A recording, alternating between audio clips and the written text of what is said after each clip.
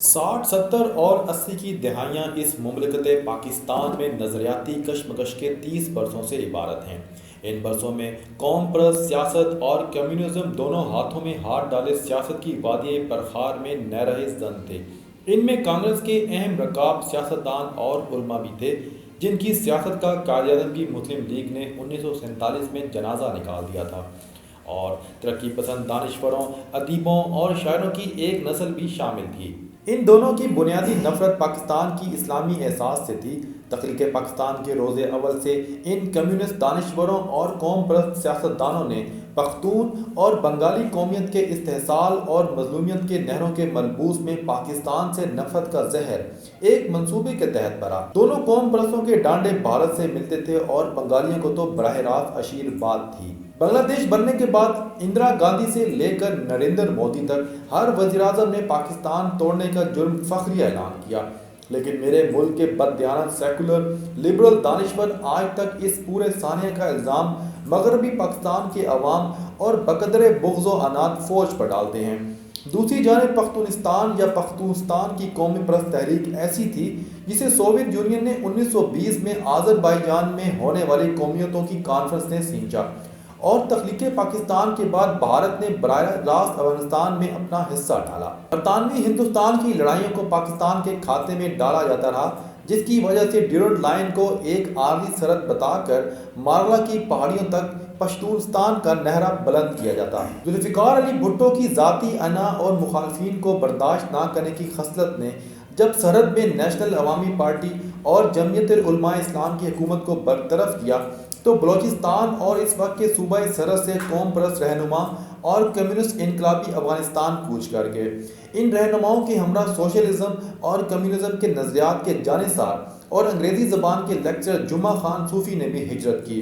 وہ 16 برس کابل میں مقیم رہے۔ 70 کی اسی دہائی میں یہ پشتون اور بلوچ قوم پرست رہنما افغانستان میں بیٹھ کر پاکستان میں تخریبی سرگرمیاں منظم کرتے رہے۔ افغانستان میں روس کی شکست کے بعد جمعہ خان صوفی واپس آ گئے، اور پھر انہوں نے 40 سال بعد اپنی خاموشی توڑی اور ان پس پردہ قوتوں کی کہانی بیان کی جو پاکستان میں باچا خان، عبدالولی خان، خیر بخش مری اور اجمل خٹک کے ذریعے عدم احتکام پیدا کرتی رہی تھی۔ ان کی کتاب فریب ناتمام اس طرح حقیقت سے پردہ اٹھاتی ہے کہ کیسے بھارت، افغانستان اور روس مل کر ان سیاسی رہنماؤں کے ذریعے بلوچستان اور سرحد میں سیاسی ابتری پھیلا رہے تھے۔ جمعہ خان صوفی کی یہ کتاب 2015 میں آئی تھی، اور اس نے پاکستانی تحریک کے ان کرداروں کو بے نقاب کیا جو کبھی اس ملک میں سرخ سویرے کی جدوجہد کی علامت اور آج کل سیکولر لبرل بنے ہوئے ہیں۔ جمعہ خان صوفی ایک ایسا واقف راز درون میخانہ ہے جو افغان صدور سے لے کر ڈاکٹر نجیب اللہ تک افغانستان کے ہر حکمران کے ساتھ قریب رہا ہے۔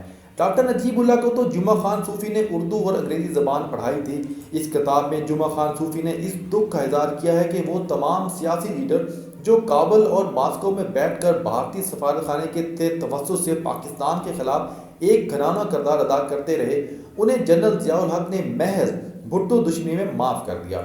فریب ناتمام ایک ایسی کتاب ہے جسے حمود الرحمان کمیشن کے ہمراہ ایک ساتھ قومی سیاسی تاریخ کا حصہ بنانا چاہیے، اس لیے کہ یہ ان تمام کرداروں کے اصل چہروں سے نقاب الٹتی ہے۔ یہ چہرے آج بھی میرے ملک میں معزز اور محترم سمجھے جاتے ہیں۔ ہمارا دانشور انہی جمہوری جدوجہد کے ہیرو بنا کر پیش کرتا ہے، لیکن میرے ملک سے ان رہنماؤں کی نفرت کمال کی تھی۔ یہ لوگ پاکستان کی فوج کو گالی دیتے تھے، اور آج بھی ایسا ہے، لیکن روس کی فوج کو امن و انصاف کی علمبردار پکارتے تھے، اور اب امریکی افواج کو انسانی حقوق کی علمبردار کہتے ہیں۔ انہی رہنماؤں کی کرم فرمائی سے پاکستان کے وجود اور سرحدوں کو متنازع بنانے کے لیے ڈیورنڈ لائن کا تنازع مدتوں زیر بحث لایا جاتا رہا۔ یہ لائن افغانستان اور برطانوی ہندوستان کے درمیان اس وقت کھینچی گئی تھی جب افغان کے ساتھ گن مگ معاہدہ ہوا تھا۔ پاکستان کو یہ سرحد ورثے میں ملی جسے متنازع بنا کر بلوچستان اور سرحد کے پشتونوں کو افغانستان کے پشتونوں کے ساتھ ایک اکائی ثابت کر کے پاکستان سے علیحدگی کی تحریک چلانا مقصود تھی۔ 60 اور 70 کی دہائی میں 3 نعرے بلند ہوئے تھے: بنگلہ دیش، پشتونستان اور سندھو دیش۔ بنگلہ دیش بن گیا تو ان قوتوں کو حصہ ملا، لیکن سندھ میں بھٹو کی مقبولیت اس نہرے کو کھا گئی۔ دوسری جانب معاشی ترقی نے پشتونوں کو اٹک سے پار پاکستان کے ہر کونے میں پھیلا دیا۔ ٹرانسپورٹ اور روڈ سائڈ ہوٹلوں کا کاروبار پختونوں کے لیے مخصوص ہو کر رہ گیا اور آج بھی ہے، اور یوں پورے ملک میں پھیلے پشتونوں کے مفادات نے پشتونستان کے نعرے کے غبارے سے ہوا نکال دی۔ آخری دفعہ ڈاکٹر نجیب اللہ کے دور میں محمود خان اچکزئی نے ایک نعرہ بلند کیا، یعنی بولان سے چترال تک پشتونستان ہے۔ اس نعرے کو بلوچوں نے اپنی خود مختاری پر حملہ تصور کیا اور کوئٹہ میں 1988 کا وہ بھرپور جلسہ جس کی قیادت نواب اکبر بگٹی نے کی تھی، اس میں اعلان کیا گیا کہ چترال کو جو مرضی کہو مگر بولان کو پشتونستان مت سمجھنا۔ اس کے بعد پشتونوں اور بلوچوں میں ایسی جنگ شروع ہوئی کہ 80 اور 90 کی دہائیوں میں کوئٹہ خون سے رنگ گیا۔ پاکستان اور افغانستان کے درمیان اسی متنازع ڈیورنڈ لائن اور اس سے متعلق سازش نظریات کے بارے میں تاریخی حقائق کے ساتھ جمعہ خان صوفی اب ایک نئی کتاب لائے ہیں جس کا نام ہے نام نہاد ڈیورنڈ لائن۔ یہ کتاب پشتون زبان میں لکھی گئی تھی اور اب اس کا ایک جلد ہی انگریزی اور اردو میں ترجمہ شائع کیا گیا ہے۔ اس کتاب میں لاتعداد دستاویزات کی مدد سے جمعہ خان صوفی نے یہ ثابت کیا ہے کہ پاکستان کی سرزمین پر افغانستان کا زمینی دعویٰ بے بنیاد ہے۔ ان کے اپنے الفاظ یہ ہیں کہ پاکستان کے خلاف افغانستان کا زمینی دعویٰ جس قدر لغو اور بے بنیاد ہے اس کا مہذب دنیا میں تصور نہیں کیا جاتا۔ یہ دعویٰ غیر منطقی، غیر قانونی، تاریخی حقائق سے عاری اور متصادم، غیر سیاسی اور غیر اخلاقی ہے۔ اس دعوے کی بنیاد محض جذباتی اور قبائلی تعصبات پر قائم ہے جس کے لیے عالمی قوانین میں کوئی گنجائش نہیں۔ اپنے ان الفاظ کے ثبوت میں جمعہ خان صوفی نے اس کتاب میں ناقابل تردید شواہد پیش کیے ہیں۔ جمعہ خان صوفی کی دوسری کتاب افغانوں کا پٹا خزانہ اصلاً جعلی خزانہ ہے، یہ بھی پشتو میں لکھی گئی پھر اردو میں ترجمہ ہوئی۔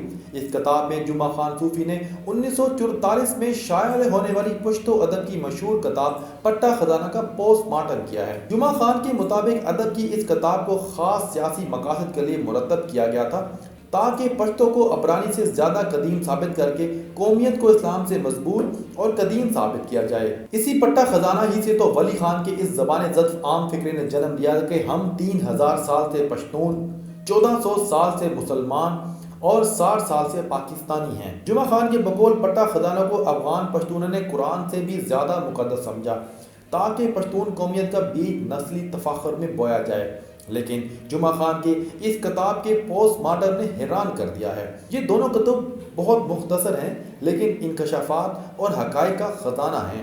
جمعہ خان صوفی کی پہلی کتاب فریب نات تمام ایک ایسے پبلشر نے چھاپی تھی جس نے اسے لوگوں تک پھیلانے سے شاید عملاً روکے رکھا، اس لیے انہوں نے یہ دونوں کتب خود چھاپی ہیں۔